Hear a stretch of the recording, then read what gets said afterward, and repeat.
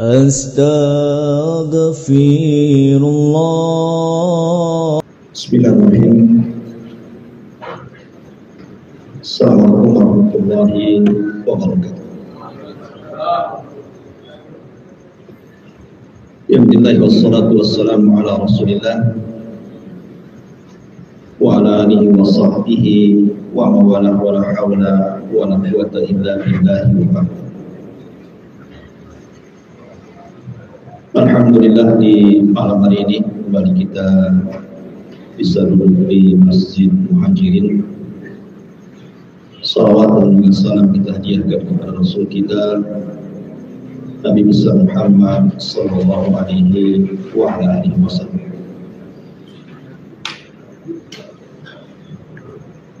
Terlanjutkan kajian kita masih membahas qasasul Quran, kisah-kisah dalam Al-Quran Karim, dan kita masih melanjutkan kisah para nabi dan sampai kepada Nabi Allah Daud alaihi salatu wassalam.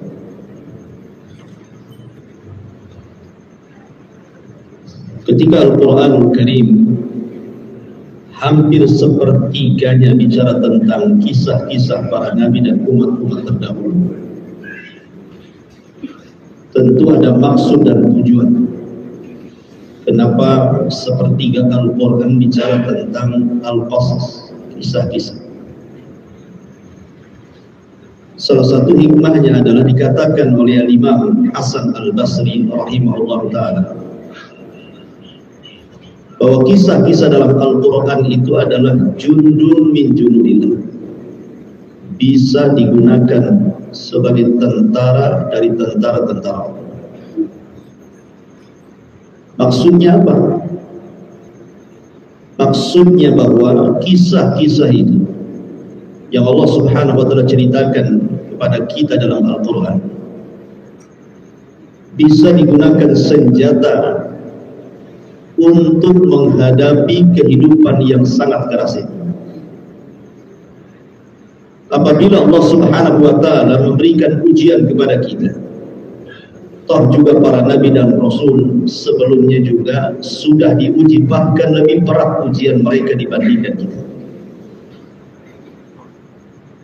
Kalau seandainya contoh saja kita diberikan sakit, lebih parah mana sakit Anda dengan sakitnya Nabi Allah Ayub alaihi salatu wassalam?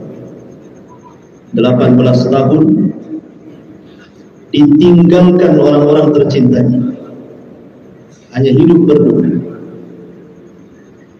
Kalau seandainya kita ini ditimpa kesulitan ekonomi, toh para nabi juga mereka bekerja sebagai para penggembala kambing, susah hidupnya. Atau di antara kita ada yang meninggal, mungkin keluarga kita. Para nabi juga sama.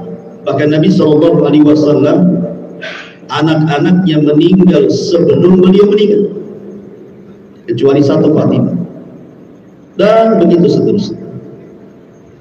Bisa menjadi senjata bagi kita sehingga kita ini kalau melihat kisah-kisah itu jadi tenang hidupnya, tidak susah gitu.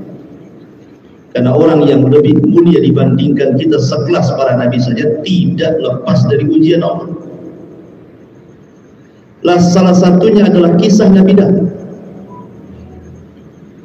Nabi SAW sampai diingatkan oleh Allah Subhanahu wa ta'ala ketika banyak masalah dalam dakwah. Masalah yang dihadapi Rasul dalam dakwah itu di permulaan luar biasa itu. Dicaci, dimaki, dihina, direndahkan, dibuat makar, bahkan sampai upaya pembunuhan. Akhirnya terpaksa terusir dari tempat kelahirannya sendiri. Sampai Allah Subhanahu wa ta'ala mengingatkan Nabi SAW tidak perlu sedih dan tidak perlu sempit dada. Apa kata Allah? Wasbir ala ma yaqul. Sabar wahai Muhammad terhadap apa yang mereka lontarkan kepada. Karena itu konsekuensi dakwah seperti itu. Setiap para nabi juga mengalami, bukan Rasul kita saja. Bahkan Ada nabi-nabi itu yang sampai dibunuh, seperti Yahya dipenggal kepalanya, kemudian Zakaria digergaji, dan banyak para nabi sampai Allah mengatakan fariqan kadzabtum wa fariqan taqtulun. Ketika Allah mengkhitab kepada orang-orang Yahudi, sebagian nabi kalian dustakan, sebagian nabi kalian bantai. Makanya Allah katakan wasbir ala ma yaqulun wadhkur abdana Dawuda dzal aidi innahu awwab. Dalam surah Sad ayat 17 Allah katakan, sabarlah wahai Muhammad terhadap apa yang orang-orang kafir itu katakan kepadamu. Ingat hamba kami dah. Ya, Allah subhanahu wa ta'ala mengingatkan Rasul dengan kisah Nabi Daud. Ingatlah hamba kami. Allah idhafahkan hamba kepada dirinya. Ini namanya idhafatul tasyrif, kemuliaan Nabi Daud. Dzal aidi, dia adalah pemilik kekuatan, innahu awwab, dan dia orang yang senantiasa. Begitu dahsyat ujian saat dakwah kepada mereka. Makanya kenapa kisah-kisah ini dikisahkan dalam Al-Quran? Salah satu faedahnya adalah linuthabbitu bihi fuadak, untuk kami tetapkan hatimu supaya tidak goyah, supaya melihat kisah-kisah ini untuk pelajaran kehidupan selama kita menghadapi dunia yang sangat keras, karena dunia ini tidak lepas daripada ujian. Itulah fungsinya kita mempelajari kisah-kisahnya, supaya ada hikmah di baliknya. Ma'asyiral muslimin yang dimuliakan Allah subhanahu wa ta'ala, kisah Nabi Daud dicantumkan dalam Al-Quran, atau Daud dicantumkan, kalimat Daud dicantumkan dalam Al-Quran itu sebanyak 16 kali. Di antaranya disebutkan dalam surah Al-Baqarah 251, An-Nisa 163, Al-Ma'idah 78, Al-An'am 84, Al-Isra 55, Al-Anbiya 78, Al-Anbiya juga diulang dalam 79-nya, dan banyak dalam surah An-Naml ayat 15, ayat 16, kemudian dalam surah As-Saba juga ayat 10 dan 13, kemudian dalam Shad beberapa kali diulang, dalam 17-nya, dalam 22-nya, dalam 24-nya, termasuk 26 dan 30. Jadi Daud disebutkan 16 kali dalam Al-Quran. Kisah Nabi Daud itu menarik itu, karena Nabi Daud ini satu-satunya nabi plus raja yang Bani Israel tidak memusuhi. Kalau nabi-nabi yang lain dimusuhi. Ya, contohnya Nabi Yahya dibunuh, Nabi Zakaria dibantai, Isa dikepung sampai diangkat ke langit. Tapi satu-satunya nabi yang tidak dimusuhi Bani Israel, bahkan dicintai Bani Israel, bahkan didukung penuh Bani Israel, hanya Daud. Makanya kisahnya mana? Belum lagi Daud itu mendapatkan dua predikat mulia, bukan hanya nabi tapi juga raja.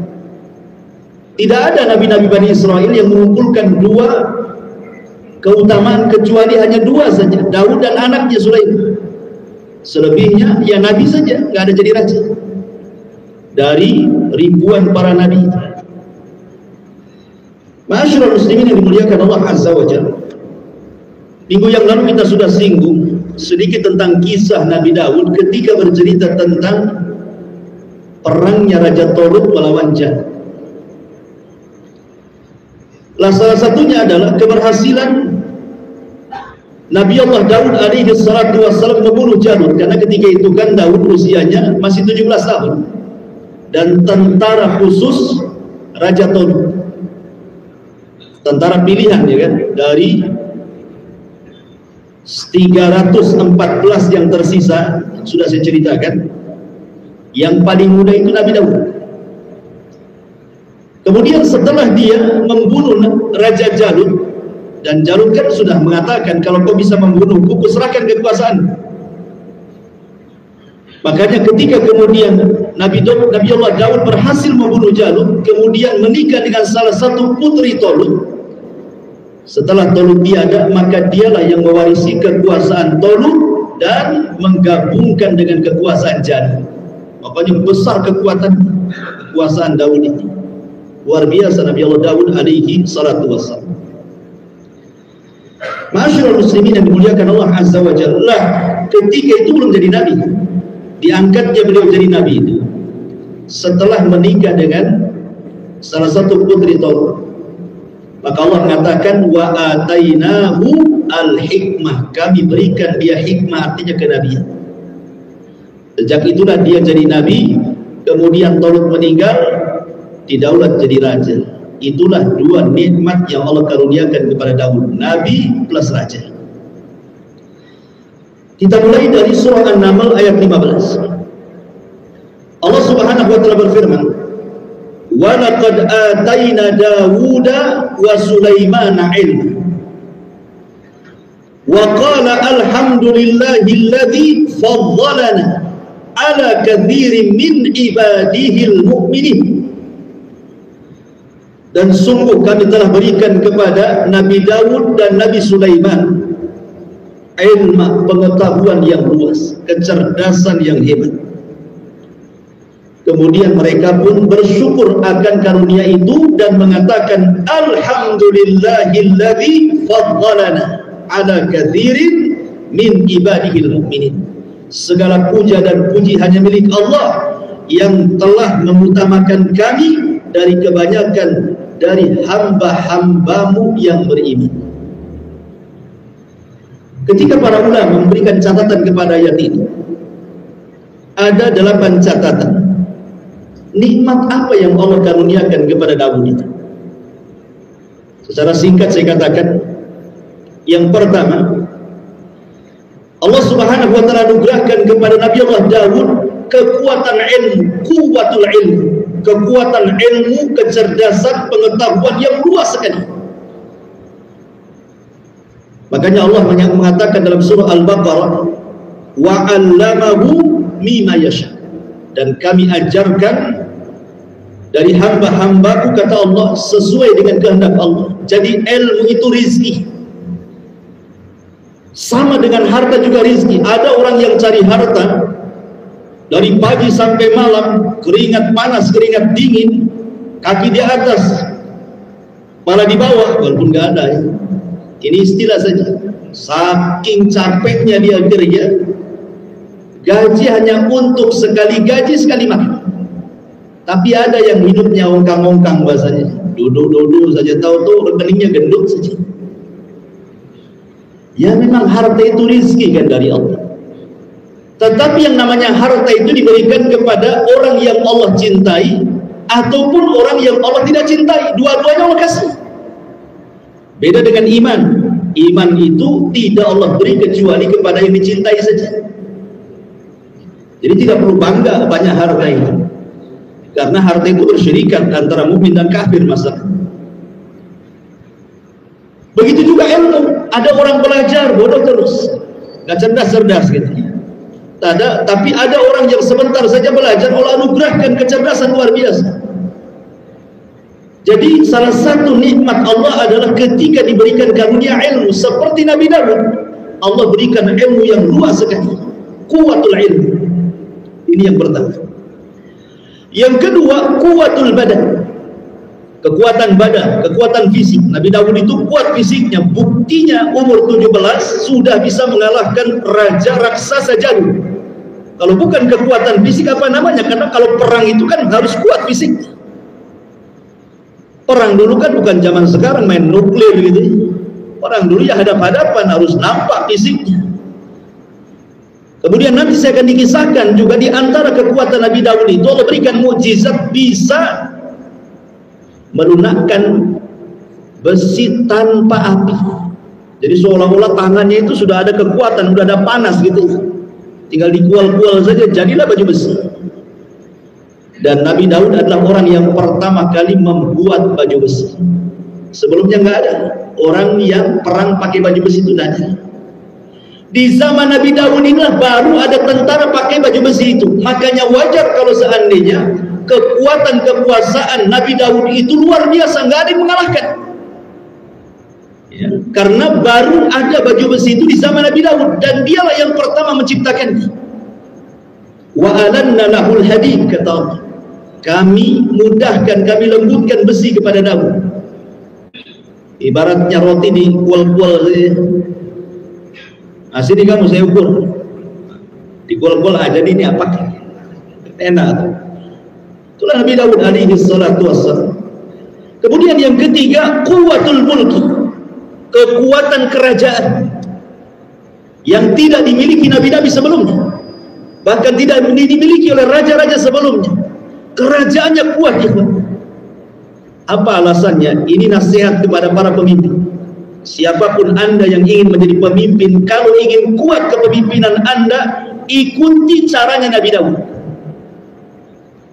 Ada 3 perkara kenapa kekuatan Nabi Daud itu luar biasa kekerajaan. 1, karena kekuatan pasukan. Betul-betul tentaranya kuat, dididik, tentaranya tidak terkalahkan. Ini yang pertama. Tapi tentu ini tidak begitu penting kan itu. Yang lebih penting nomor 2, kuwatul ibadah. Nabi Daud itu dianugerahkan memiliki kekuatan ibadah. Kekuatan ibadah yang luar biasa. Kalau malam tidak pernah berhenti qiyamul lail. Kalau siang tidak berhenti puasa. 1 hari puasa, 1 hari tidak. 1 hari puasa, 1 hari tidak. Begitu sampai dia wafat. Makanya kalau ada puasa 1 hari puasa, 1 hari tidak, itulah disebut puasa Daud. Dan kalau malam, Nabi Daud tidur separuh malam, kemudian dia bangun sholat malam, nanti 1/6 malam dia tidur, untuk biar kekuatan badannya bisa digunakan untuk siangnya, untuk masyarakat. Makanya nanti saya ceritakan Nabi Daud itu membagi hari menjadi 3. 1 hari untuk beribadah, tidak boleh diganggu, sampai keluarganya pun tidak boleh ganggu. 1 hari untuk memutuskan putusan, siapapun Bani Israel yang punya masalah datang, dan dia cerdas, tidak ada satupun masalah kecuali selesaikan. Kemudian 1 hari lagi baru dia datang ke rakyatnya, apa yang dihajatkan kalian, apa yang kurang dari kalian, apa yang perlu dari kalian, langsung disiapkan. Nabi Daud. Kemudian yang ketiga, tentu karena karunia dari Allah, minta kepada Allah supaya Allah Subhanahu wa taala menganugerahkan kekuatan dan juga kelembutan rakyat yang dipimpinnya, supaya menjadi kerajaan dan negara yang kokoh. Karena kecerdasan dunia saja tidak cukup. Betapa banyak negara-negara kuat, Uni Soviet tumbang juga. Kenapa? Karena Allah yang memberikan kekuasaan, Allah yang mencabutnya. Makanya kekuatan ibadah itu di atas kekuasaan dunia. Kalau seorang pemimpin kuat ibadahnya, insya Allah kuat negaranya. Ma'asyiral muslimin yang dimuliakan Allah Subhanahu wa ta'ala. Ini yang nomor 3. Yang nomor 4, al-isabatu fil qawli wal fahmi fil qadha. Yang nomor 4, Nabi Daud ini kalau memutuskan sebuah kasus, memecahkan sebuah perkara, itu tepat sasaran. Jadi kalau menghadapi problematika yang dihadapi oleh umatnya, datang di kepada Nabi Daud, saya bermasalah wahai Daud, apa masalahnya? Langsung diputuskan seketika itu, selesai masalahnya. Betul-betul hakim yang cerdas. Nanti saya akan ceritakan beberapa kisah tentang bagaimana dia sedang melakukan qadha, ya, kepada Bani Israel. Kemudian yang nomor 5, al-manzilatul 'aliyatu indallah. Allah Subhanahu wa taala berikan nikmat Nabi Daud itu punya kedudukan istimewa di sisi Allah Subhanahu wa taala. Makanya Allah mengatakan dalam surah Shad kalau nggak salah, wa innahu indana la zulfa wa husnal ma'ab. Dan sesungguhnya Daud itu di sisi kami adalah hamba-hamba yang mendekatkan diri kepada kami, dan kami berikan sebaik-baik tempat kedudukan kepada Daud. Dia memiliki keistimewaan di hadapan Allah. Kemudian yang nomor 6, al-barakatu fil waqti. Betul-betul waktunya itu berkah. Nah, ini yang kita minta. Karena sebaik-baik orang itu yang umurnya panjang dan diberkahi kehidupan. Buat apa umur panjang kalau nggak berkah? Manjang-manjangin hisab saja di akhirat kan itu. Mendingan pendek tapi berkah. Tapi kalau seandainya panjang berkah, alhamdulillah. Man tala umruhu wa hasuna amaluhu, kata Rasulullah. Panjang umurnya, baik pula amalnya. Nah, itu mantap tuh. Sudah panjang umurnya, jahat pula dia. Siap-siap dia akhirat. Lah Nabi Daud ini berkah waktunya. Gimana tidak berkah? Tidak pernah tidur malamnya, sholat malam, siangnya berjihad, puasa terus kan gitu ya. Itulah berkah. Belum lagi Nabi Daud kemudian yang nomor 7, taisirul qiraah li kitabillah. Dimudahkan dia membaca kitab Zabur. Dia suka membaca kitab Zabur. Harusnya kita yang punya Quran harusnya kan suka baca Quran kan itu.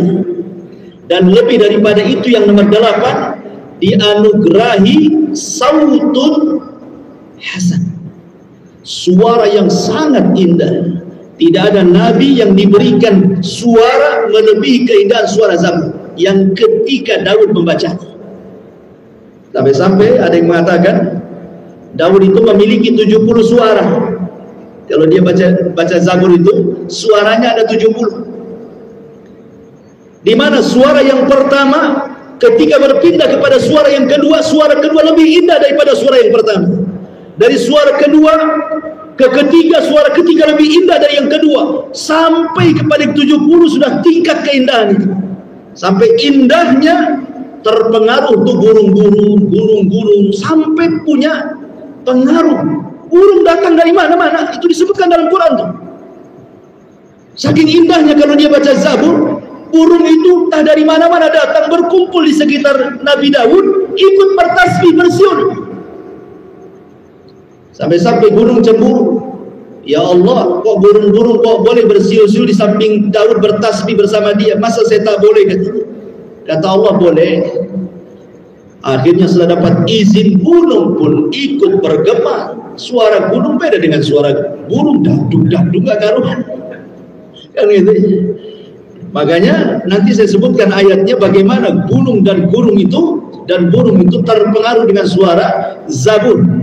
Maknanya bahwa kitabullah Al-Quran juga sama, dan itu kan kitab langit, bisa mempengaruhi siapapun yang mendengar bacaannya. Jangankan kita, Nabi saja terpengaruh dengan Quran yang diturunkan kepadanya. Suatu ketika Rasulullah memanggil siapa? Memanggil Abdullah ibn Mas'ud. Wahai Abdullah ibn Mas'ud, bacakanlah ayat-ayat dalam Al-Quran kepada. Kata Abdullah ibn Mas'ud, oh gimana ya? Agak segan dia. Kenapa? Bagaimana saya harus membaca Al-Quran? Rasul kan Quran turun kepadamu, katanya. Kata Rasul, baca saja. Akhirnya dibaca. Sampai ketika itu dia baca surah An-Nisa. Ketika dia membaca ayat, فَكَيْفَ إِذَا جِئْنَا مِنْ كُلِّ أُمَّةٍ بِشَهِيدٍ وَجِئْنَا بِكَ عَلَى هَؤُلَاءِ شَهِيدًا. Kata Rasul, hasbuk, cukup. Kata Abdullah bin Mas'ud, sungguh aku melihat Rasul menangis sampai membasahi janggutnya. Terpengaruh dia. Padahal Quran turun sama Nabi itu. Jangan Nabi. Allah mengatakan, "Lau anzalna hadzal Qur'ana 'ala jabalin la ra'aitahu khashi'an mutasaddian min khasyatillah."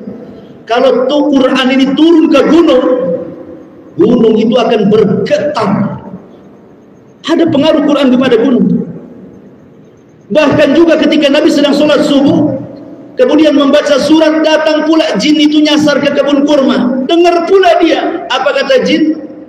Aman Nabi, kami beriman. Terpengaruh jin dengan bacaan Quran. Jadi kalam Allah itu dibacakan kemana saja alam semesta ini ada pengaruhnya. Cuman heran, ada orang yang dibacakan Quran, kita ini tenang-tenang saja. Kok nggak ada pengaruh? Tak getar-getar juga hati kita ini.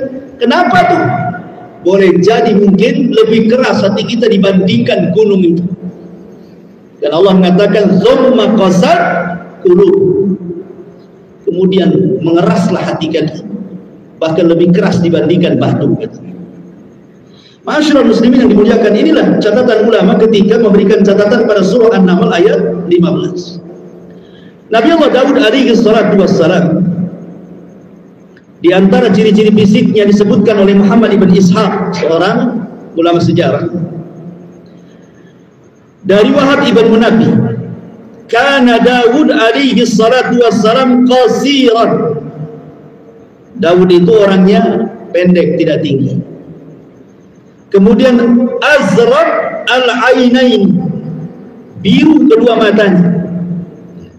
Kemudian qalilus sya'ri, rambutnya tidak lebat, jarang-jarang. Tetapi tahirul qalbi wa naqi, hatinya bersih sekali. Ini yang paling penting, karena Allah tidak pernah memandang fisik. Allah itu hanya memandang hati dan amalan saja. Innallaha la yanzuru ila suwarikum wala ila amwalikum walakin yanzuru ila qulubikum wa a'malikum. Allah tidak memandang fisik kalian, harta kalian, yang Allah pandang itu hati dan juga amal kalian. Ketika Nabi Allah Daud diangkat menjadi nabi dan juga menjadi raja, maka semakin kokohlah nilai sebuah dakwah. Karena dakwah ini akan mengencang, akan menguat kalau didukung dengan kekuasaan. Ya kan? Lihat ketika Syekh Muhammad ibn Abdul Wahab didukung oleh Raja Saud ketika itu. Dari kabilah kecil akhirnya berkembang jadilah Arab Saudi sekarang. Ketika dakwah didukung oleh kekuasaan, mudah menyebar. Tapi ketika dakwah berseberangan dengan kekuasaan, biasanya susah untuk menyebar. Ibrahim tidak didukung Namrud, akhirnya terusir dari Irak, hijrah ke Palestina. Nabi Musa alaihi salatu wassalam tidak didukung Fir'aun, hijrah ke Madian. Nabi SAW tidak didukung Abu Jahal, hijrah dari Mekah ke Madinah. Makanya kalau dakwah itu bergandeng tangan dengan penguasa, maka akan mudah menyebar. Dan beruntunglah seorang penguasa kalau bergandeng tangan dengan ulama, selamat dia hidupnya. Ma'asyiral muslimin yang dimuliakan Allah Azza wa Jalla. Lah Nabi Allah Daud alaihi salatu wassalam, saya ulang dari awal, adalah sebagaimana disebutkan oleh Al-Imam Ibnu Asakir rahimahullahu ta'ala, diberikan oleh Allah subhanahu wa ta'ala dua keistimewaan yang tidak dimiliki nabi-nabi Bani Israel, raja dan juga nabi. Ma'asyiral muslimin yang dimuliakan Allah Azza wa Jalla, sebagaimana para nabi yang lainnya, mereka mengemban tugas dan diberikan mukjizat. Tapi Nabi Daud juga diistimewakan oleh Allah subhanahu wa ta'ala yang tidak banyak diistimewakan oleh para nabi yang lainnya, oleh Allah kepada para nabi yang lainnya, kecuali hanya beberapa nabi saja. Apa itu? Diturunkan kitab langit. Kan tidak semua nabi turunkan kitab langit kan itu. Sebanyak itu para nabi, 124.000 nabi. Kan yang diturunkan kitab langit itu hanya terbatas kan? Ada yang mengatakan pertama Adam, yang kedua Syith, yang ketiga Idris, yang keempat Ibrahim, yang kelima Musa, yang keenam Daud, yang ketujuh Isa, dan yang terakhir Rasul kita Muhammad SAW. Adapun kepada Adam, Idris, Syith, Ibrahim, kemudian Musa, Allah turunkan suhuf namanya. Kemudian Musa ditambahkan lagi dari suhuf Taurat. Kemudian Nabi Daud turun Zabur kepadanya, Nabi Isa turun Injil kepadanya, Rasul kita turun Al-Quran. Kan hanya terbatas, tidak semua. Hanya nabi-nabi ini saja kan.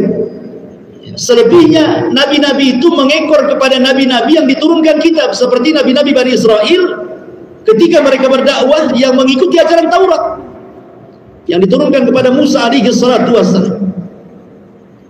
Seperti Nabi Daud juga sama, dia ngikut kepada Taurat walaupun punya Zabur, karena dalam Zabur itu tidak ada hukum-hukum. Zabur itu kinayah daripada kitab Raqa'iq, hanya sekedar melembutkan hati, wejangan-wejangan, nasihat-nasihat. Tidak ada diceritakan hukum-hukum sholat, zakat, puasa, karun, tidak ada. Makanya dia paling tipis dari kitab-kitab yang diturunkan kepada ulul azmi yang paling tipis itu ya Zabur itu, karena sifatnya taranum, dia kayak syair dilagamkan gitu saja untuk melembutkan hati, nasihat-nasihat. Itulah isinya kitab Zabur itu. Lain dengan Taurat, Injil, Quran itu kan penuh dengan hukum-hukum. Makanya sebelum turun Injil, maka hukum-hukum yang berlaku adalah hukum Taurat.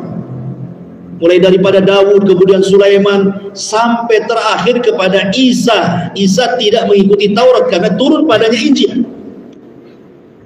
Ya. Ma'asyiral muslimin yang dimuliakan Allah Subhanahu wa taala.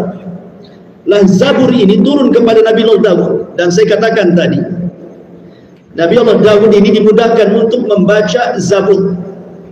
Dan orang suka kalau Daud membaca Zabur karena indah suaranya. Dan ini pelajaran bagi kita ya. Kalau Allah Subhanahu wa taala anugerahkan kepada kita punya suara yang indah, suara yang enak didengar, gunakan untuk baca Quran itu lebih baik. Daripada kemudian jadi artis, nyanyi saja nggak pernah baca Quran, celaka dia. Ya, untuk apa coba? Sayang, Rasul mengatakan suara itu nikmat dari Allah. Suarakan nikmat dari Allah. Makanya tidak semua suaranya bagus kan? Ada yang falas, ya kan? Ada yang ngebahas, gitu. Ada yang grebek nggak jelas, gitu. Ada yang buat bising orang. Tapi ada juga yang masya Allah halus, enak suaranya. Kalau dengar tuh tidur kita dibuat. Jadi kalau seandainya Allah anugerahkan suara bagus, gunakanlah untuk baca Quran. Gitu. Karena lihat Nabi Allah Daud dianugerahkan suara yang indah, makanya dia terus membaca Zabur dengan suaranya. Kemudian juga ikhwatul fillah muliakan Allah Subhanahu wa taala,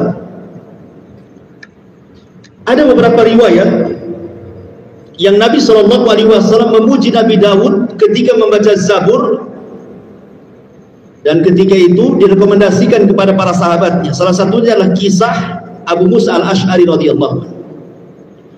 Dikisahkan dalam sebuah riwayat, jadi Nabi SAW itu belusukan malam-malam melihat kondisi rakyatnya di kota Madinah itu.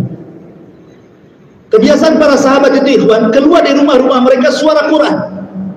Jangankan di zaman para sahabat, zaman kita masih kecil di desa-desa saja kan, masihlah kita mendengar ada orang baca Quran sampai kedengaran keluar rumah kan. Entah ibu, entah bapak, entah anak gitu ya, pelajar Iqra itu sampai kedengaran ke rumah kalau di desa-desa. Belum ada handphone, TV pun belum ada. Mungkin satu kampung yang punya TV satu orang. Ya. Itu pun hitam putih. Ada yang hitam semua karena pakai aki misalnya. Zaman dulu kan itu. Artinya bahwa di zaman itu, apalagi di zaman Nabi kan begitunya, yang keluar itu suara-suara Quran. Lain kalau sekarang, yang dangdut lah kan, yang jazz, yang rock, yang reggae, yang macam-macam keluar dari rumah orang itu. Yang lagi bertengkar ya macam-macam. Jadi Rasulullah SAW dari sekian banyak suara Al-Quran dari rumah-rumah kaum muslimin itu, Rasul tertarik dengan satu suara dari sebuah rumah. Didekati rumah itu, Rasul diam saja di pojok rumah orang itu, sampai tak sadar saking indahnya suara mendekati waktu subuh. Maka bergegaslah Rasul pulang, karena harus jadi imam sholat subuh. Habis sholat subuh, Rasul tahu siapa pembaca Quran itu. Rupanya Abu Musa al-Ash'ari radhiyallahu anhu. Dipanggil, wahai Abu Musa, maaf nih semalam aku mendengar bacaan. Kata Abu Musa, benar wahai Rasul, benar. Kok indah sekali suara. Apa kata Abu Musa? Ya Rasulullah, lau alimtu makanak lahabbartu laka tahbira. Rasul, kalau aku tahu kau di samping rumahku, ku indahkan lagi bacaanku. Itu belum seberapa itu. Ada suara rahasia. Ma'asyiral muslimin yang dimuliakan Allah Azza wa Jalla. Kemudian Rasul mengatakan kepada Abdullah ibn Mas'ud, kepada Abu Musa al-Ash'ari radhiyallahu an, laqad ra'aitani wa ana astami'u li qira'atikal bariha laqad utita mizmaran min mazamiri ali Daud. Apa kata Rasul? Wahai Abu Musa, sungguh Allah karuniakan kepadamu suara yang indah saat baca Quran, persis seperti Daud membaca Zabur. Rasul mengait-ngaitkan suara Abu Musa dengan suara Nabi Daud, saking indahnya Nabi Daud itu. Tetapi wajar Abu Musa itu dari kabilah mana? Kabilah Ash'ariyun, kabilah yang ada di Yaman. Dan Nabi SAW paling paham dengan kabilah Asy'ariyun itu. Kalau seandainya sedang berperang nih, kan yang terlibat banyak kabilah. Ada mungkin 10, 15, 20 kabilah, mungkin 30 kabilah terlibat perang kan. Kan kalau istirahat di malam hari kan gelap tuh. Mana satu kabilah ini, kabilah itu, kabilah ini, nggak tahu mereka istirahat di mana. Tapi Rasul mengatakan, wallahi inni la a'lamu maudi al-asy'ariyina indal jais. Demi Allah aku tahu di mana letak kabilah Asy'ariyin ketika berkumpul dengan tentara. Kenapa Rasul paham? Padahal gelap-gelap tuh. Karena kabilah Asy'ariyun kebiasaan mereka kalau malam mereka suka tahajud dan mereka punya langgam Al-Quran khas yang sangat indah. Ya Rasul tahu Asy'ariyun dari situ. Sedang baca Quran mereka di sana. Begitulah, makanya Abu Musa al-Asy'ari wajar kan dari kabilah Asy'ariyun kan itu. Memang dikenal suaranya indah-indah. Kembali ke pembahasan. Lah Nabi Allah Daud alaihi salatu wasallam, Allah katakan dalam surah As-Saba ayat 10. Walaqad ataina Dauda minna fadla. Dan sungguh telah kami berikan kepada Daud karunia yang banyak dari kami.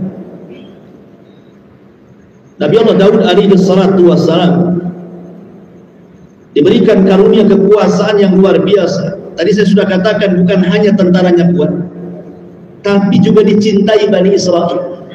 Tidak ada satupun Bani Israel yang berani kepada Daud. Justru mereka senang, betul-betul puas mereka dipimpin oleh Daud, sekaligus dia nabi mereka. Jadi Nabi Daud itu betul-betul berdakwah kepada Bani Israel ini sampai ke sanubari hati Bani Israel sehingga mereka beriman semuanya. Makanya dalam kerajaan Nabi Daud itu luar biasa kenikmatan dilimpahkan oleh Allah Azza wa Jalla. Itulah firman Allah Azza wa Jalla, walau anna ahlal qura amanu wattaqau lafatahna alaihim barakatin minas sama'i wal ardh. Kalau seandainya sebuah negeri itu beriman dan bertakwa, kami hujani dengan berkah dari langit dan dari bumi. Tapi kalau seandainya sebuah negara itu banyak dustanya kepada Allah, ya wajar gempa sana, tsunami sini, puting beliung sana, gitu ya, banjir sini, macam-macam. Ustaz, itu kan hanya alam saja. Gempa itu mungkin lempengan, bergeser, makanya gempa. Secara teori ya. Tetapi Allah yang mengatakan dalam Al-Quran, ma asaba min musibatin fabima kasabat aydikum wa ya'fu an katsir. Tidaklah satu musibah ditimpakan oleh Allah kecuali karena maksiat tangan kalian. Itu Allah yang mengatakan. Jadi ada bagian maksiat di situ. Makanya musibah kemudian didatangkan kepada mereka. Untuk apa coba musibah itu didatangkan? Di ayat yang lalu mengatakan la'allahum yarji'un, agar mereka kembali.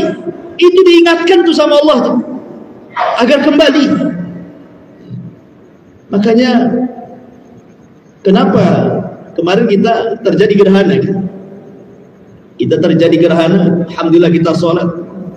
Sering saya ingatkan, biasanya kalau habis gerhana terjadi musibah di mana-mana. Karena gerhana itu bukan hanya peristiwa alam semata itu.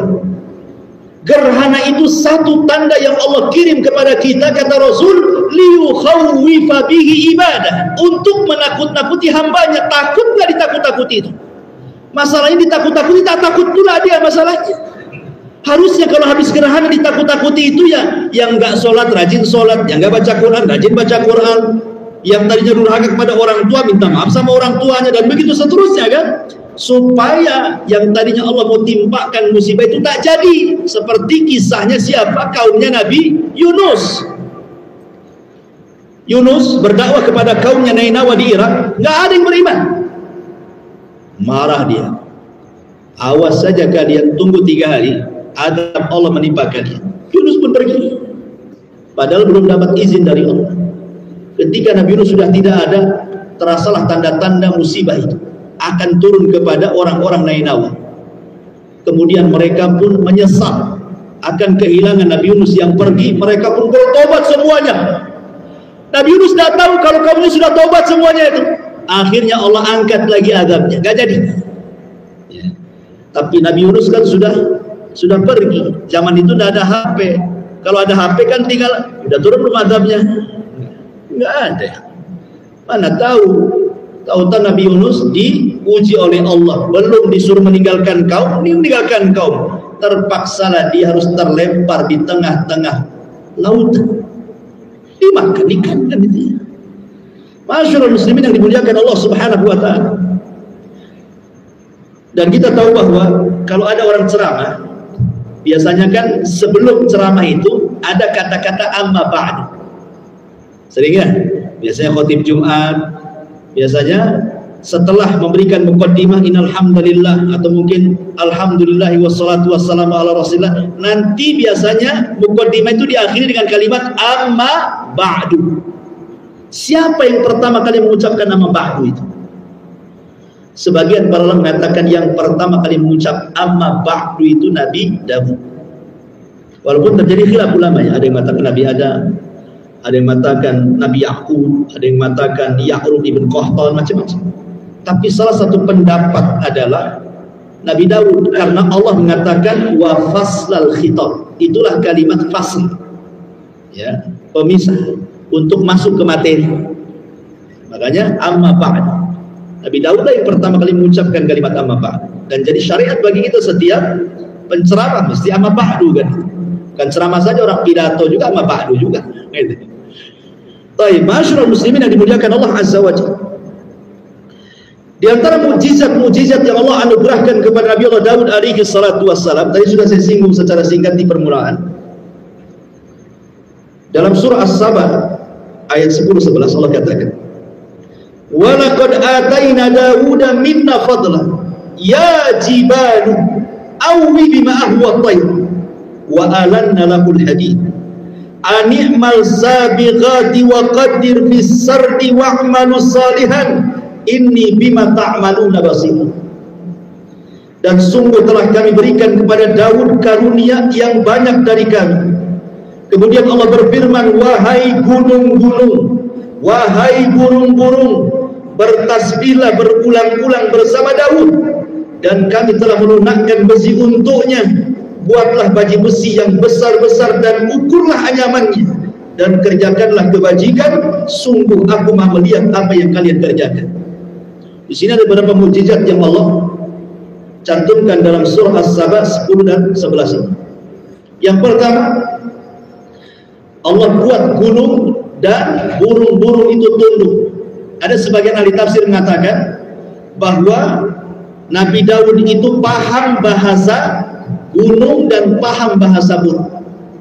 Dan itu dinukilkan oleh sebagian ulama tafsir bahwa yang dimaksud kalimat bahwa Allah tundukkan kepada Nabi Daud gunung dan burung itu maksudnya Nabi Daud paham bahasa mereka. Makanya kemudian ilmu ini turun kepada Nabi Sulaiman kan gitu.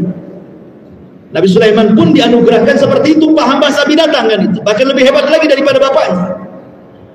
Tapi ada yang mengatakan bahwa maksudnya gunung dan burung itu bertasbih seperti yang saya katakan di awal. Jadi kalau Nabi Daud ini baca Zabur, indah sekali suaranya. Burung-burung datang dari mana-mana ikut berkicau. Saking indahnya, sampai kalah suara burung. Kalau kita kan kita kalah sama burung. Ini burung kalah sama suara Nabi Allah Daud. Makanya mereka ikut menikmati. Sampai ada kisah ini Israiliyat ya. Ya bisa diterima bisa tidak. Israiliyat ini kan kalau bahasa masakan itu bumbu untuk memperlezat kisah gitu ya. Dia bumbu saja.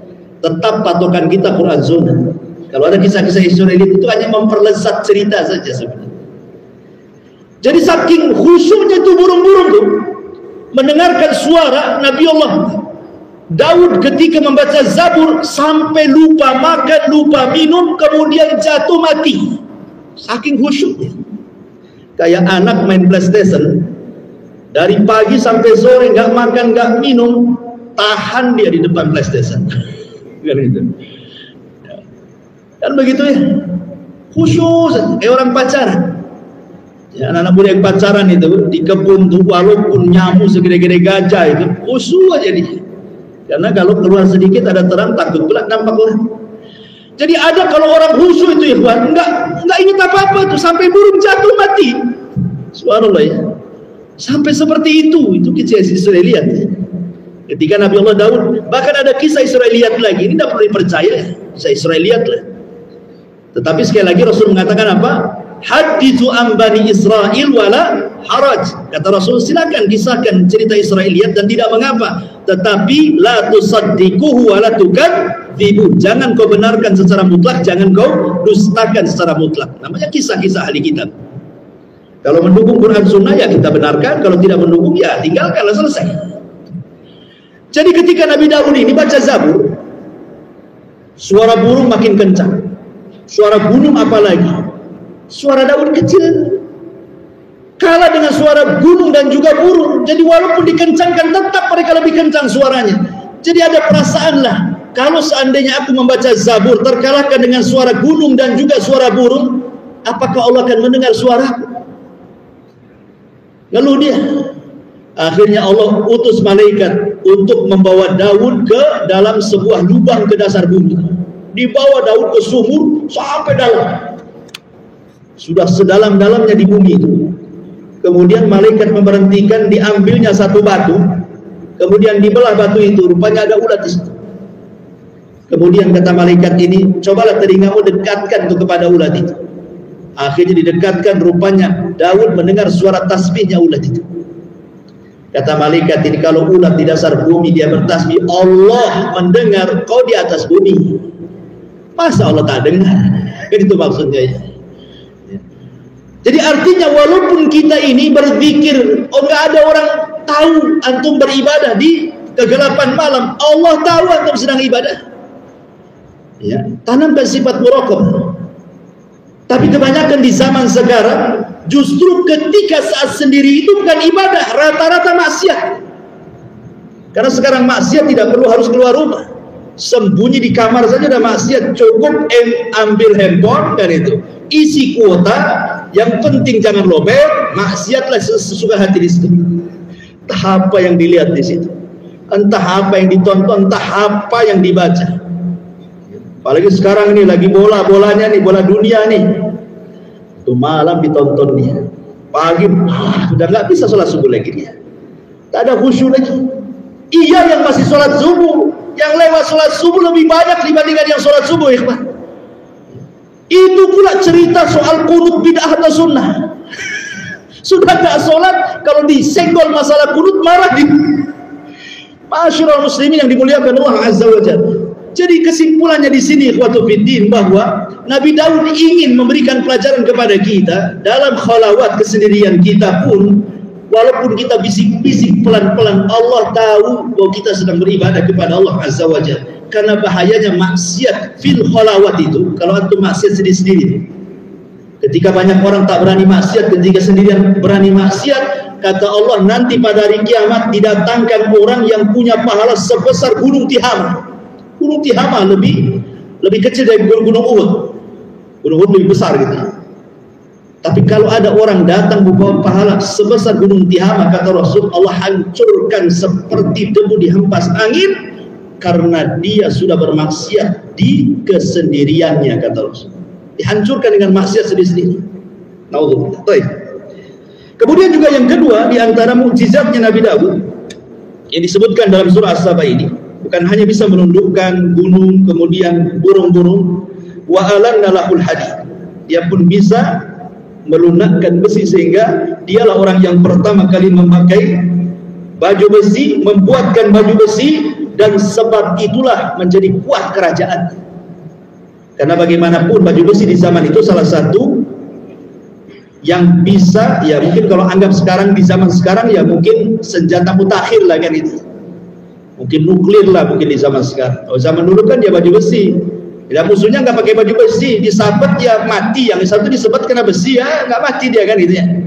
Artinya bahwa seolah-olah dia menciptakan senjata yang luar biasa di zaman itu. Itulah Nabi Allah Daud alaihi salatu wassalam. Tapi walaupun demikian ikhwan, karunia Allah itu luas kepada Nabi Daud. Kerajaannya besar, pasukannya kuat. Allah turunkan berkah dari langit dan bumi. Subhanallah, Nabi Daud masih bekerja. Itu catatan. Nabi Daud kerja. Tidak kayak penguasa di zaman sekarang kan ada gaji sekian gitu ya dari kerajaan. Tidak, kerja dia. Salah satu kerjanya apa? Ya tadi salah satu kerjanya membuat baju besi dijual sama dia. Itulah pekerjaannya Nabi Daud, membuat baju besi. Dan itulah para nabi kerja. Nabi Ibrahim jual baju, beli baju di pasar sana, jual pasar situ. Itu kerjanya Nabi Ibrahim.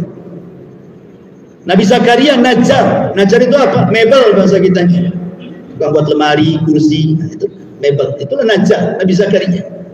Rasulullah gembala kambing.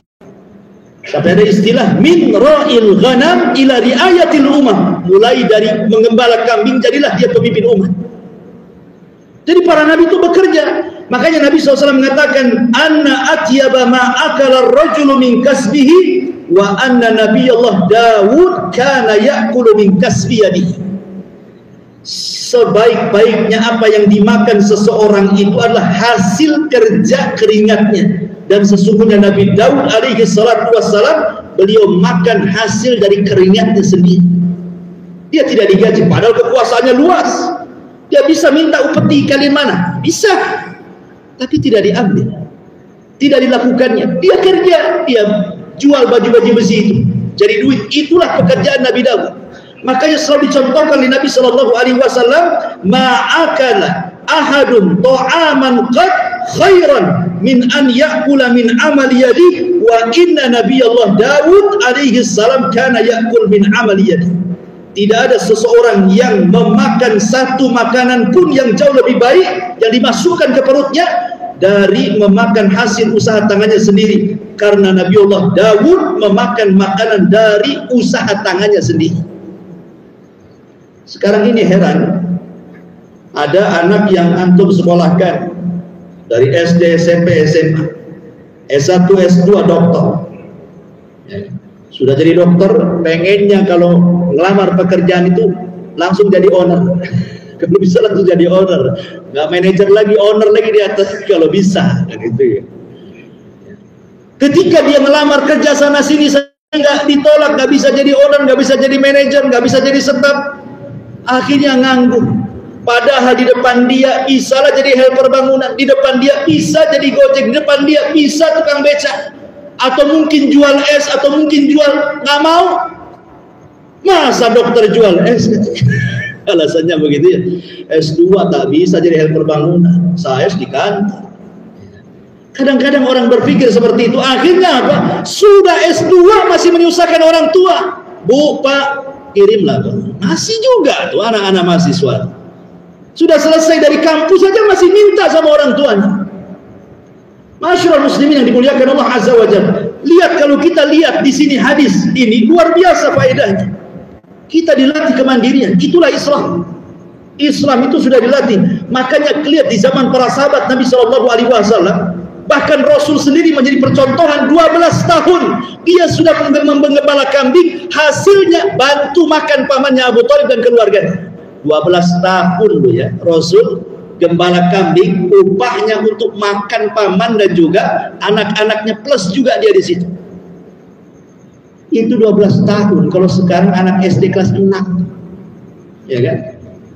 Terkadang adalah di YouTube atau mungkin di televisi, ada anak kecil sudah jadi pemulung. Itu karena, ya mungkin karena nggak ada siapa-siapa kan dia. Atau yang ngajari bapaknya suruh nongkrong di lampu merah. Tetapi kan aneh kalau orang sudah dewasa, ya sudah kuliah kan, artinya sudah cerdas dia kan itu. Harusnya kan tertanam itu kemandirian. Karena Islam itu mengajarkan mandiri. Ini enggak, masih mak, Pak, tolong kirim ini, apa ini? Masyaallah muslimin yang dimuliakan Allah Azza wa Jalla. Dan di sini Rasul katakan khairan, itu sebaik-baik makan. Sebaik-baik makan. Dan Nabi Allah Daud alaihi salatu wassalam sangat bersyukur kepada Allah. Makanya tadi di ayat pertama di muqaddimah dia mengatakan apa? Alhamdulillahilladzi faddalana ala katsirin min ibadihil mu'minin. Dia bersyukur. Makanya wajar Nabi Sulaiman turun, namanya anak itu nggak jauh-jauh dari bapaknya. Ketika Allah Subhanahu wa taala karuniakan kepada Sulaiman yang jauh lebih hebat lagi dibanding bapaknya, sampai-sampai Nabi Sulaiman mengatakan, "Ya Allah, kerajaan yang kumiliki ini jangan pernah kau kuasakan kepada orang setelah dan sebelumku. Cukup aku saja. Sulaiman mengatakan apa? Hadza min fadli rabbi liyabluwani aashkuru an akfur. Semua nikmat yang dianugerahkan kepadaku ini adalah semua karunia Allah untuk menguji aku, bisa nggak aku syukur ataukah aku kufur, kata Sulaiman. Orang sekaya Sulaiman, sehebat Sulaiman, masih menasabkan kenikmatan kepada pemilik nikmat. Ketika datang Ratu Balkis, ya, hadiah dari Ratu Balkis, dia kan nyurati Ratu Balkis suruh beriman. Akhirnya dibalas sama Ratu Balkis, saya tengok nih, yang ngirim surat itu betul seorang nabi atau hanya raja-raja yang menjajah hanya ingin dunia saja. Kirim hadiah banyak-banyak. Dikirim hadiah banyak-banyak sama Ratu Balkis. Apa kata Nabi Rasulullah itu? Ma'atani Allah khair mimma ata. Apa yang Allah berikan kepadaku jauh lebih baik dibandingkan apa yang kau kirim, wahai Balkis, katanya. Sulaiman tidak mengatakan apa yang kumiliki, kerajaan yang kupunya lebih baik dibandingkan kerajaanmu. Tidak, Sulaiman tidak mengatakan seperti itu. Sulaiman tetap mengatakan apa yang Allah kasih lebih baik. Ini diajari apa? Tawadhu namanya, ya. Sekecil apapun nikmat, nasabkan itu kepada Allah. Apalagi besar, nasabkan itu kepada Allah. Jangan seperti Qarun, yang ketika datang petugas zakat mengatakan, apa kata Qarun? Innama utitu min ilmin indi. Enak saja kau datang, ini kekayaan karena aku cerdas, bukan dari Allah, katanya.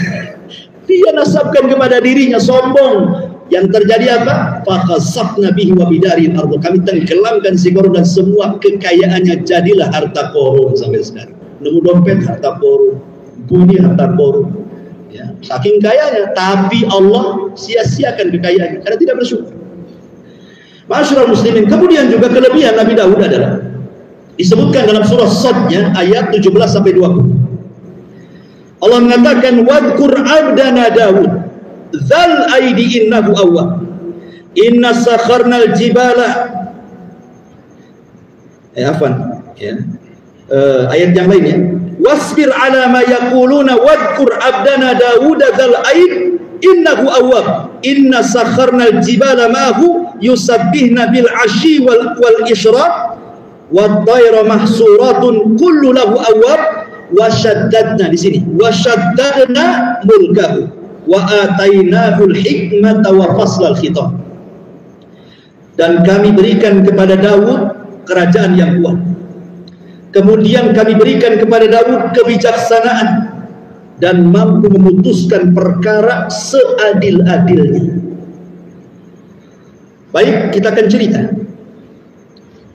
karena waktu juga, ya, tentang, sebenarnya masih banyak, kita langsung singkat saja. Bagaimana Nabi Daud ketika menjadi seorang hakim. Ada beberapa kisah yang ingin saya kisahkan. Kisah yang pertama, ketika Allah mengatakan wasyaddadna mulkahu wa atainahul hikmata wa faslal khitab, dan kami kuatkan kerajaannya, kami berikan hikmah kepadanya serta kebijaksanaan dalam memutuskan perkara. Ada satu kisah yang disebutkan oleh ahli tafsir dari Abdullah ibn Abbas radhiyallahu anhu, tentu ini kisah Israeliat. Di zaman Bani Israel ada dua orang yang berkasus. Ada dua orang yang berkasus. Tiba-tiba yang satu ini mengklaim bahwa dia punya unta betina, dicuri orang. Jadi ada dua orang, satu punya unta, ya, satu tidak. Yang tidak punya unta ngomong itu unta saya, dia yang ambil unta saya. Masalahnya tak ada bukti, ya. Datanglah kemudian kepada Nabi Allah Daud. Nabi Allah Daud, unta yang dia punya itu untaku, katanya, bukan untanya, katanya. Kemudian Nabi Daud alaihissalam mengatakan, halaka bayyinah, kamu punya bukti kalau itu untaku? Dia bilang nggak ada bukti, tapi demi Allah itu untuk saya, unta saya. Demi Allah itu unta saya. Kemudian kata Nabi Daud kepada yang punya unta, betul itu unta yang kau ambil dari dia? Oh enggak, ini unta saya. Enak saja. Jadi tidak ada yang mengalah. Tidak ada yang mengalah satu di antara keduanya. Sehingga Nabi Daud tidak tahu siapa yang zalim, siapa yang dizalimi di situ. Oke, kalau tidak ada yang mengalah, beri beberapa hari, aku akan ikhtiar, mencari jalan. Ya, akhirnya istikharah malam-malam. Dalam mimpi Nabi itu wahyu ya. Allah memerintahkan Daud untuk membunuh salah satunya. Disuruh membunuh salah satu. Siapa salah satunya ini? Salah satunya adalah orang yang menuduh orang itu mencuri.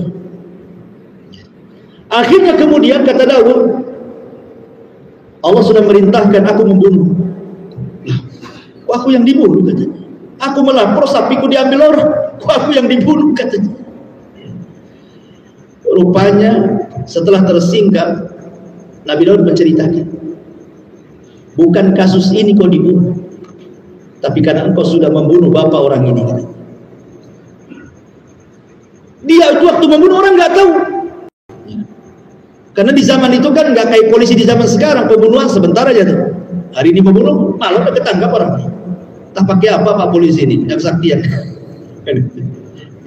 Tapi yang jelas bahwa wahyu datang kepada Nabi Daud. Sampai Bani Israel juga bingung gitu kan. Kenapa kok orang nggak bersalah dibunuh kan begitu? Akhirnya setelah kemudian Nabi Daud menceritakan, baru dia ngaku. Sejak itulah makin dicintai Nabi Daud oleh Bani Israel. Ya, dan banyak kasus-kasus, tetapi namanya Nabi juga manusia, ikhwan. Nabi Daud pun pernah kepleset juga. Karena tergesa-gesa saat memberikan putusan, dan itu disebutkan dalam Al-Quranul Karim, tepatnya pada surah Shad 21 dan seterusnya. Jadi saya tadi di permulaan sudah saya katakan, Nabi Daud membagi waktu hari-hari menjadi 3. 1 hari untuk ibadah, 1 hari untuk memutuskan perkara, 1 hari untuk melihat rakyatnya apa yang dibutuhkan mereka. Jadi kalau bukan waktunya minta fatwa, nggak akan dikasih, nggak akan. Mau bawa kasus sebesar apapun, kalau bukan hari dia membuka persidangan, nggak akan dipedulikan sama Daud. Karena itu sudah dibagi waktunya. Begitu disiplinnya Nabi Daud. Tapi kan tidak seperti itu. Namanya kebutuhan orang kan ada yang hari ini harus segera selesai kan. Akhirnya diuji, diutus 2 malaikat. Seolah-olah malaikat ini punya 2 case, punya 2 masalah. Manjat pagarnya istana rumahnya Daud, padahal tinggi itu apa namanya, bentengnya bisa dipanjat dia, namanya malaikat. Jangankan tembok dipanjat, terbang dia ke langit. Tapi kan dia menjelma manusia. Allah katakan kasusnya apa? Wa hal ataka naba'ul khasmi id tasawwarul mihrab. Dan apakah telah sampai kepada wahai Muhammad berita tentang orang-orang yang berselisih ketika mereka memanjat dinding mihrabnya Nabi Daud? Dia manjat ke dinding, padahal sudah dikunci. Kagetlah, tentu ada orang di dalam gitu. Kapan masuknya, dari mana kan itu? Ittaqalu ala Dawud fafazi'a minhum qalu la takhaf khasmani bagha ba'duna ala ba'din fahkum bainana bil haqq wala tushaddid wahdina ila sawa'is sirat. Ketika mereka masuk menemui Daud, lalu Daud terkejut dan ketakutan. Mereka berkata, jangan takut wahai Nabi Allah Daud, kami berdua sedang berselisih. Sebagian dari kami berbuat zalim kepada yang lainnya, maka berilah keputusan di antara kami seadil-adilnya, dan janganlah menyimpang dari kebenaran, serta tunjukkanlah kami ke jalan yang benar. Kata. Apa case-nya? Ini di sini ceritanya. Inna hadza akhi lahu 99 na'jah wa li na'jatun wahidah. Faqala aqfilniha wa azzani fil khitab.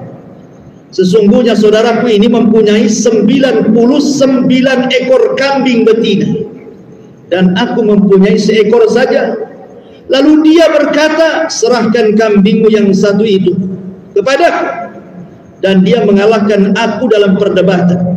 Jadi kisahnya, ini 2 orang bersaudara, yang 1 kambingnya jumlahnya 99, yang 1 cuma 1 kambing.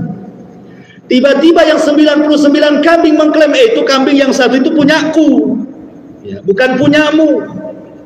Sebenarnya ingin memberikan faedah bahwa dua-duanya ini rakus dunia sebenarnya, ingin menguasai. Masa sudah 99 kambing 1 aja mau itu kambing, kalau bisa kok jangan punya kambing kan gitu. Jadi ngadulah yang satu kambing ini. Kemudian datang kepada Nabi Daud, masa saya ini sudah punya satu kambing, dia 99 kambing, kambing aku pula diklaim menjadi kambing dia, kata. Dan dia pula ahli ngomong, aku kalah lah kan dia. Jadi aku ingin berhukum kepadamu. Ini kambing siapa sebenarnya, gitu maksud. Ma'asyiral muslimin yang dimuliakan Allah Azza wa Jalla. Maka setelah bercerita, Nabi Daud tergesa-gesa. Ikhwan, sehebat apapun hakim, kalau tergesa-gesa memberikan hukum itu pasti ada kesalahan. Sehebat apa, siapalah hakim di Indonesia, hakim agung yang pandai-pandai itu. Yang namanya tergesa-gesa itu al-ajalatu minasyaitan kan, itu ya, tergesa-gesa itu bagian daripada syaitan kan. Pasti ada kepelesetnya masalahnya. Makanya ini pelajaran kalau kita yang menangani sebuah kasus, menyelesaikan, jangan tergesa-gesa. Ya. Kira-kira kamu ngomong apa gitu. Lah Nabi Daud ini kesalahannya, dia hanya dapat laporan dari orang yang punya satu kambing, tapi tidak bertanya kepada yang punya 99 kambing. Dia hanya dari satu kuping saja. Perhatikan ayatnya. Qala laqad zalamaka bisu'ali na'jatika ila ni'aji wa inna katsiran minal khulata la yabghi ba'duhum ala ba'din illa alladhina amanu wa amilus salihat wa qalilum ma hum wa dhanna Daud annama fatannahu fastaghfara rabbahu wa kharra raki'an wa anab. Maka tiba-tiba Daud mengatakan kepada orang yang satu kambing, kalau begitu itu bukan kambing, itu kambing dia. Harusnya kan Nabi Daud tanya juga sama yang satu. Ya, kalau menghukumi dua orang kan harus dari dua telinga kita dengar. Ini hanya satu. Tiba-tiba keputusannya seperti itu. Ya. Padahal ini sebenarnya dua malaikat itu diutus oleh Allah Subhanahu wa taala ingin menegur Nabi Daud. Walaupun kau sudah memberikan hari ini hari ibadah, ini hari qadha, ini hari melihat rakyatmu, kalau ada yang berhajat jangan kemudian tidak diterima. Ya kan? Walaupun bukan hari qadha, ini orang ini berhajat. Ya layani saja. Itulah konsekuensi jadi pemimpin, jadi hakim kan itu. Seperti dokter kan, walaupun bukan di hari dia praktek, tapi kalau memang hari itu dipanggil untuk operasi kan datang, itu maksudnya. Maka udah tanggung jawab dia dokter. Ini enggak, kata dokter, enggak bisa, ini kan minggu, nanti Senin mati orangnya. Nah, maksudnya seperti itu. Jadi Nabi Daud itu mau ditegur seperti itu.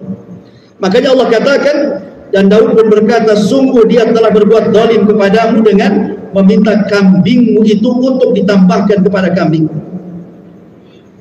Memang banyak di antara orang-orang yang berserikat itu pasti berbuat zalim. Nah ini sini saya katakan, biasanya kalau orang sudah berserikat mesti ada kezaliman di dalamnya. Antum pegang satu usaha yang punya saham 5 orang. Ini modal sekian persen untung. Itu nanti di tengah jalan tuh, awalnya saja semangat, di tengah jalan ada tuh yang zalim, ada yang dizalimi biasa. Karena Allah mengatakan wa inna katsiran minal khulata la yabghi ba'dukum ba'd. Kebanyakan orang berserikat itu saling zalim di situ. Kecuali orang yang dirahmati. Tapi umumnya orang berserikat itu zalim, makanya banyak orang yang enggak mau usaha berserikat. Enggak mau lah, nanti masalah di jalan kan begitu ya. Jadi akhirnya kemudian Nabi Daud alaihi salatu wassalam menyalahkan orang yang 99 itu. Padahal dia belum ngomong, sudah disalahkan duluan. Akhirnya Allah katakan bahwa kedua malaikat itu datang untuk menguji sebenarnya. Jangan tergesa-gesa ngasih keputusan. Maka dengan salah keputusan itu menyesal seumur hidup Nabi Daud. Dia pun sholat makin rajin lagi, puasa makin rajin lagi, baca Zabur makin lebih baik lagi untuk memperbaiki kesalahannya, menangis setiap malam gara-gara salah keputusan. Ada nggak hakim-hakim yang seperti itu? Yang ada malah disogok, kalau menang senang dia. Kan gitu ya hakim-hakim zaman sekarang kan. Menangkan kasus, nggak apa-apa, wani piron, nah selesai. Nggak peduli putusannya dosa nggak dosa, yang jelas wani pironnya itu. Ma'asyiral muslimin yang dimuliakan Allah Subhanahu wa taala. Ini kisah yang lain. Ada perbedaan fatwa antara Nabi Daud dengan Nabi Sulaiman anaknya. Jadi ada kasus Nabi Daud menangani, kemudian Nabi Sulaiman pun menangani, beda fatwa. Satu kasus beda fatwa antara bapak dan anak.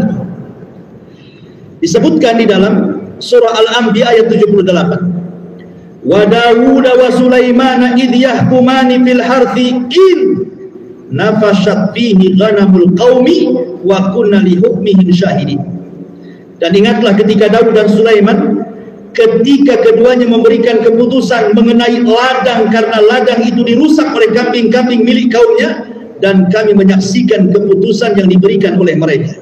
Jadi kasusnya begini, antum punya kebun, saya punya kambing. Namanya kambing nggak punya otak, masuk ke kebun antum, dirusaknya kebun antum, ya habisinya ladang antum, habis dimakan. Kamu pemilik kebun. Ini yang salah orang yang punya kambing atau kambingnya? Kambing kan gak berakal kan itu. Lapor kepada Nabi Daud. Nabi Daud gimana? Kebun saya rusak dengan kambingnya. Gimana ini? Ya. Akhirnya kemudian Nabi Daud memutuskan agar pemilik kambing memberikan kambing-kambing kepada pemilik kebun dengan jumlah kerusakan yang dibuatnya. Ini kebun berapa? Kalau di total berapa nih? Oh, ini modal saya 100 juta nih. Ini kambing harganya berapa? 200 juta. Berarti separuh kambing kasih dia. Nah, gitu maksud.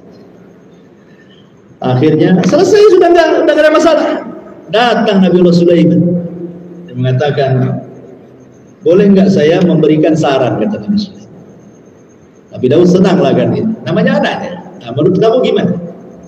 Kata Nabi Sulaiman alaihi salatu wassalam. Makanya Allah mengatakan di sini ayat selanjutnya, fa fahamnaha Sulaiman wa kullan ataina hukman wa ilman, dan kami berikan pengertian kepada Sulaiman tentang hukum yang lebih tepat dibandingkan Daud. Daud sudah tepat, tapi Sulaiman lebih tepat, gitu maksudnya. Kan dua-duanya nabi kan itu. Dua-duanya berhukum dengan kitab Taurat. Kata Sulaiman, gini saja, kambing-kambingmu kau tahan. Pada pemilik kebun ini kambing, orang yang punya kambing, kambing tahan oleh kamu. Kau boleh manfaatkan air susunya, tapi jangan disembelih, cukup diambil air susunya saja. Tahan sebagai jaminan. Dan kamu yang punya kambing, kau perbaiki kebunnya, kau tanam lagi, dan itu dari modalmu, nanti sampai kepada semula, boleh kau ambil kambing. Gitu maksudnya. Kalau tadi kan suruh ganti rugi ya, ini enggak, kan enak dua-duanya.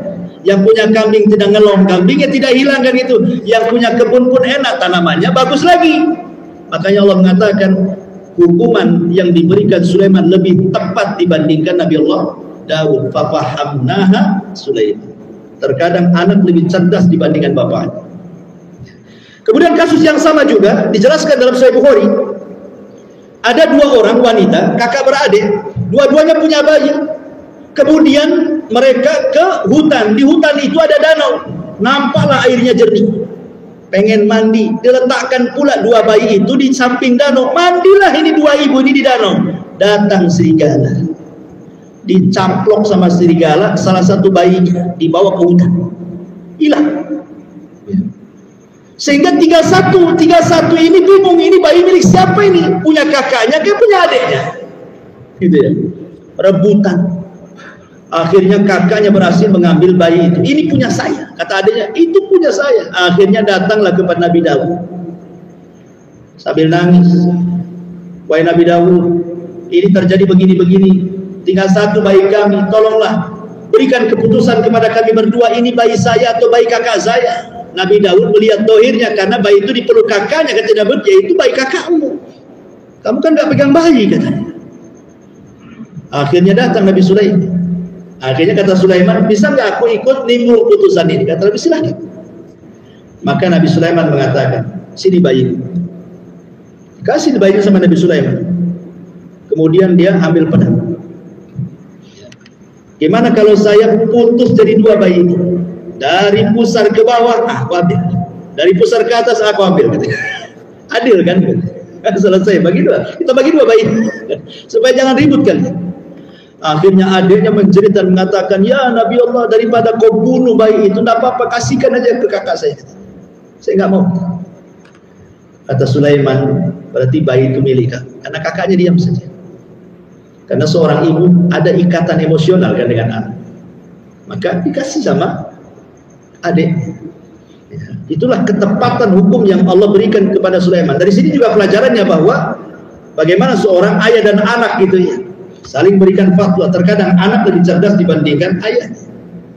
Dan memang keinginan ayah seperti itu, menyekolahkan anak tuh kalau bisa jangan seperti saya, kan begitu umumnya seorang bapak. Cuman anaknya pula yang tak tahu diri, bapaknya pengen dia jadi malah tak jadi gitu. Baik, yang terakhir karena sudah waktu, tentang umur dan juga wafatnya Nabi Allah Daud. Adapun umur Nabi Allah Daud, sebenarnya Allah takdirkan usianya 60 tahun saja. Tetapi kemudian dia dapat jatah umur Nabi Adam 40 tahun sehingga genap menjadi 100. Dan itu dikisahkan dalam sebuah hadis yang sahih, di mana ketika Nabi Allah Adam alaihi salatu wassalam ditakdirkan oleh Allah diberikan usia 1000 tahun setelah penciptaan Adam, selesai semuanya sujud malaikat macam-macam gitu ceritanya. Kemudian Allah beritahu sama Adam, usiamu cuma 1000 tahun saja. Akhirnya Adam pun dimimpikan umatnya. Jadi nanti umatnya yang akan lahir dan turunannya itu dimimpikan sama kita banyak sekali. Rupanya ada satu umatnya yang menarik perhatian Nabi Adam karena di dahinya ada cahaya. Dia bertanya kepada malaikat, itu siapa yang itu? Yang ada cahaya di dahinya. Kata malaikat, itu umatmu namanya Daud. Takjub Nabi Adam. Ya. Kemudian dia tanya, usianya berapa? Oh, 60 tahun. Oh, pendek kali. Gimana kalau seandainya ditambahkan dengan usia 40 tahun, biar genap jadi 100. Jadi usianya Nabi Adam sisa 960 tahun karena 40 tahunnya dikasih Nabi Daud. Akhirnya sudah. Ketika Adam sudah 960 tahun datang malaikat maut. Ya Nabi Adam, waktu matimu sudah dekat. Kamu sudah 960 tahun. Kata Nabi Adam, belum, masih ada 40 tahun. Lah kamu sudah dikasihkan kepada Nabi Daud. Oh enggak, lupa ada. Ya. Makanya kenapa turunannya disebut Al-Insan. Insan itu artinya nisyan, lupa. Jadi kalau antum lupa ya wajar. Naruh dompet lupa, wajar, antum manusia. Yang gak wajar itu ngantar istri ke pasar, antum tinggal. Istri nelpon, kenapa nggak lupa saya? Itu yang masalah itu. Ya. Intinya bahwa Nabi Allah Adam alaihi salatu wassalam yang menyumbangkan usianya kepada Nabi Daud. Jadi Nabi Daud itu usianya 40 tahun. Bagaimana kisah kematiannya? Ada sebuah riwayat yang menurut Syekh Umar bin Sulaiman Al-Ashqar katanya, memang kisah ini sahih berdasarkan riwayat Imam Ahmad dalam musnadnya, dan juga Ibnu Katsir juga berkata, menyebutkan redaksi hadisnya, dan dikatakan bahwa para perawinya atau sanadnya sangat baik dan kuat, dan juga disebutkan dalam kitab Ibnu Katsir Bidayah wa Nihayah. Walaupun ada juga yang melemahkan hadis ini, ya, seperti Syu'aib Al-Arnaud melemahkan hadis, tapi Ibnu Katsir menguatkan, Imam Ahmad juga menguatkan, dan ya intinya ada perselisihan tentang sahih dan tidaknya. Bagaimana redaksi hadisnya? Di sini disebutkan oleh Imam Ahmad dalam musnadnya, kana Daud an-nabiyyu fihi ghairatun syadid wa kana idza kharaja ughliqatil abwab falam yadkhul ala ahlihi ahadun hatta yarji. Nabi Daud itu pencemburu berat. Kalau keluar rumah dikunci rumahnya. Tak boleh ada orang masuk rumah. Saking cemburunya sama istrinya. Kalau pulang keluar rumah itu dikunci dari luar. Istri nggak bisa keluar. Antum nggak kan? Kalau istri antum nggak apa-apa, kunci aja, masih ada jendela kan? Akhirnya kemudian tiba-tiba masuk gitu ya. Qala fa kharaja dzata yaum. Keluarlah di satu hari, fa ughliqatid dar, maka dia pun kunci pintunya. Fa'aqbalat imra'atuhu tatalliu ila dari fa idza rajulun qa'imun wasatad dar. Tiba-tiba ada orang masuk dari mana? Sudah ada dalam rumah. Menjeritlah istri Nabi Daud ini. Daud baru pergi, datang dia. Rupanya di dalam rumah ada orang. Pintu dikunci, jendela terkunci. Bisa dari mana dia masuk nih? Masuk dia, rupanya ada orang di tengah-tengah rumah. Kemudian Nabi Daud bertanya, siapa anda? Berani kali kau masuk? Maka tiba-tiba orang ini mengatakan, ana alladhi la ahabul muluk wa la yamtani'uni minnil hujjab. Aku adalah orang yang tidak takut sama siapapun. Sama raja aku nggak takut. Sama kamu aku nggak takut. Sama siapapun aku nggak takut, katanya. Berani sekali orang ini ngomong begitu. Tapi Daud cerdas. Apa kata Daud? Ya. Idzan anta malakul maut. Kalau begitu kau malaikat maut ya. Langsung tebak gitu ya. Kalau gitu kau malaikat maut. Iya, saya malaikat maut. Mau apa? Gitu. Ya enggak gitulah bahasanya. Jadi ini bahasa saya saja. Faqala dia mengatakan, anta wallahi idzan malakul maut. Kalau begitu kau malaikat maut gitu. Marhaban bi amrillah, selamat datang dengan perintah Allah. Faramala Daud makan haitsu qubidatir ruhu hatta faragha min sya'r. Maka akhirnya kemudian Nabi Allah pun Daud dicabut nyawanya seketika itu, ya. Kemudian wa tala'at alaihi syamsu, ketika Nabi Allah Daud alaihi salatu wassalam kemudian sudah dicabut nyawanya, maka ketika itu matahari pun terbit. Kemudian Sulaiman berkata kepada burung-burung, naungilah jasad bapakku Daud. Datang dari burung mana-mana menggelapkan langit. Dinaungi kayak orang gerhana itu, burung ya. Kemudian setelah kemudian burung menaungi dari langit jasadnya Nabi Allah Daud alaihi salatu wassalam, maka Sulaiman mengatakan kepada burung itu, genggamlah sayap demi sayap kalian ya. Jangan sampai kalian terpisah sehingga jasad bapakku terkena matahari. Genggam ya, suruh gini saking sayap-sayapnya ya. Ini kisah kematian Nabi Allah Daud, dan ketika dia meninggal maka semua Bani Israel sedih dan ribuan manusia mendoakan Nabi Allah Daud karena memang gimana, dicintai dia. Pemimpin kalau dicintai itu pasti dirindukan rakyatnya, tapi kalau pemimpin yang dibenci dipuas-puaskan, alhamdulillah mati saja katanya ya. Itu kan dibenci ya kan. Kalau dicintai semua nangis mendoakan Nabi Allah Daud alaihi salatu wassalam. Inilah kisah daripada Nabi Allah Daud alaihi salatu wassalam dan manfaatnya. Subhanahu wa bihamdika asyhadu an la ilaha illa anta astaghfiruka wa atubu ilaik. Allah ta'ala. Assalamualaikum warahmatullahi wabarakatuh.